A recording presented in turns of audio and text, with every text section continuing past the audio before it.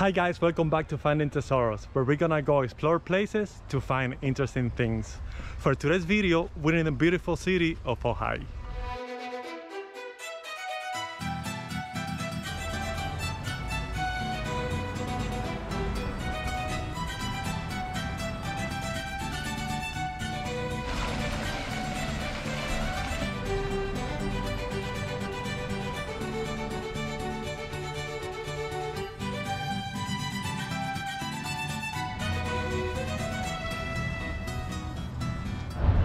Ojai is a city surrounded by mountains in Ventura County, California. Its charm and picturesque views attract people from all over the world. That building that we see across the street is the Ojai Valley Museum, which is the first place that I want to visit to learn a little bit more about this city. This section is dedicated to the Chumash people, who lived in this valley for thousands of years. Their culture is one of the most unique and interesting in the whole continent. In 1887 started what is called the Rancho era. Cattle were raised and the rancheros would sell their wood to the East Coast and South America. Edward Libby fell in love with this valley and made big contributions to beautify the area. He was a very well-known and successful businessman in the glass industry. Every Saturday morning they have a walking tour that starts right here and then continues to different areas. Our tour guide today is Mark Lewis. First, thousands and thousands of years, of course, the Chumash Indians were the people that lived around here. And they had villages all over, from basically almost to Malibu to San Luis Obispo. The Ojai Valley looked more or less like this. There was nothing here. The Chumash were hunter-gatherers. They didn't, build permanent buildings and so forth. All right, so let's walk this way. Actually, Disneyland is a little bit of a dotted line connection, but Libby was inspired by something called the City Beautiful movement, which was a movement in the late 19th century.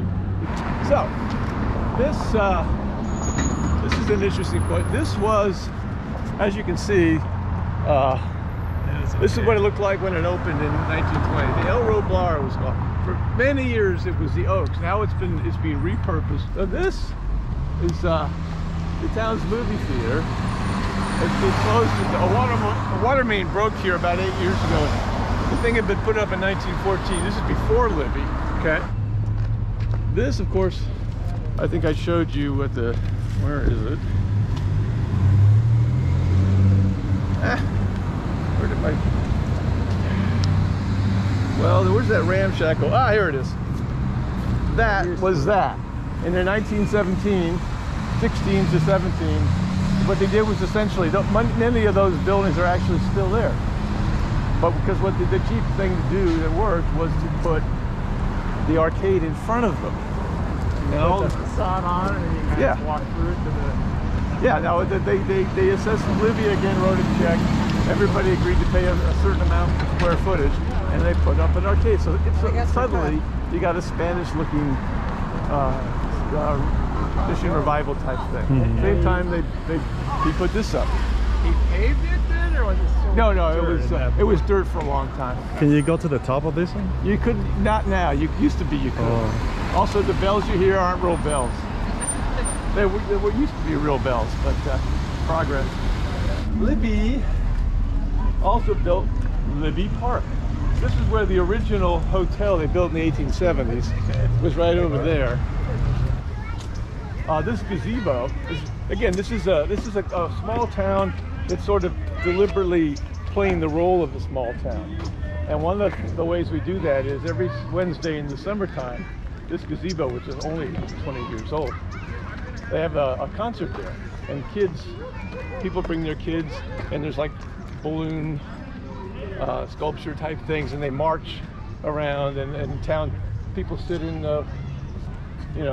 beach chairs and listen to the concert. So it's not like they did that 100 years ago, but we do it now. It's interesting. This is not the original bowl, because they let me have a picture here. Oh yeah, this is what it looked like, where you can see that tree. which is important to the Chumash for reasons I've forgotten. But what happened was, you can see the hard wood seats, very uncomfortable. I remember them. And this was much more basic. There wasn't that thing over there. There was no dressing room, no green room.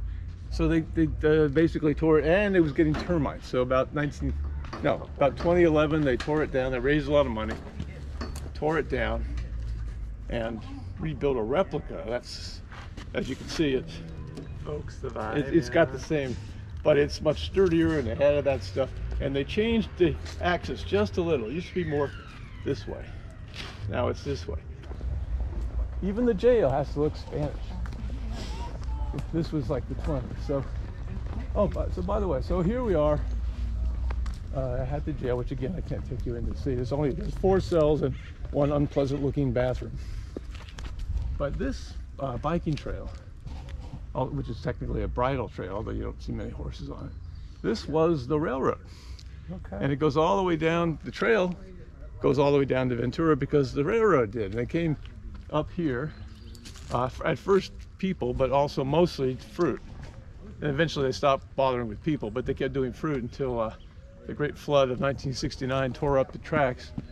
After an interesting walking tour, very well explained by Mark Lewis, I decided to go to Bart's Books, which is a very popular bookstore.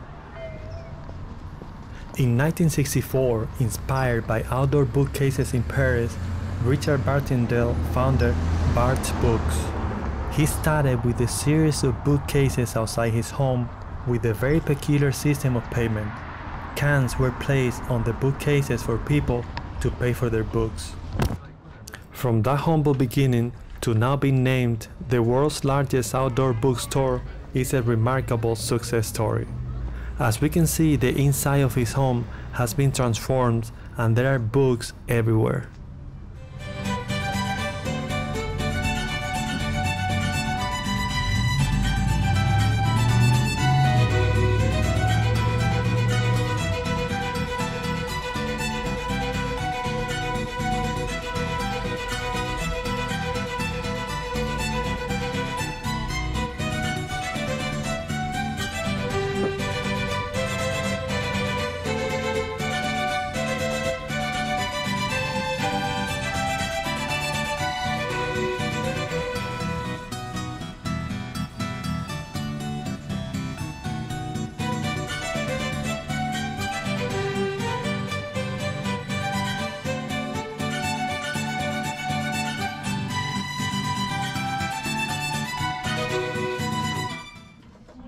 I'm getting very hungry and I found this restaurant, Harvest Moon Ojai. It looks really good.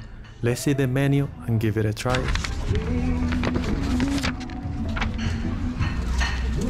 Hey, how's it going? Hey, how you doing, man? I already know what I want: hamburger, fries, and a bottle of water. I came back to Libby Park to see the Sound Arc one more time. This is a 12-feet structure created in 2011 by Trimpin. Triggered by motion, it plays pre-composed musical sequences. In the morning, I walked underneath a couple times and it did not make any sound. So let's see now.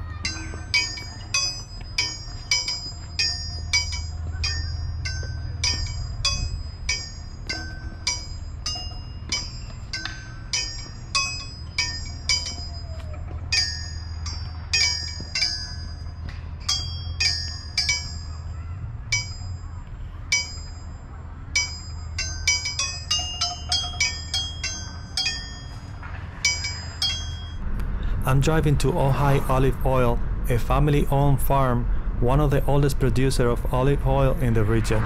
They also offer a delicious array of balsamic vinegars, and that is what I'm gonna buy for my wife. Wow, look at this water. We have few days of rain, heavy rain really. Hopefully I can pass through this road. Let's see.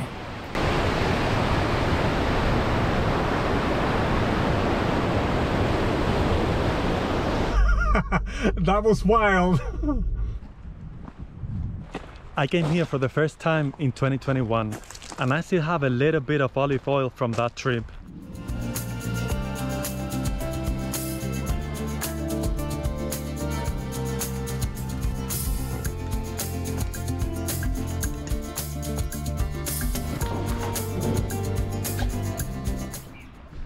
Before leaving this unique town, I want to see what locals call the pink moment. I was told that today at 5:15 in the afternoon I would be able to experience it. When the sun is going down at a very precise time, for a few minutes only, the mountains get a pink tone. This is an absolute beautiful event. Now I'm ready to head back home. Thank you for watching this video, and I'll see you in the next one.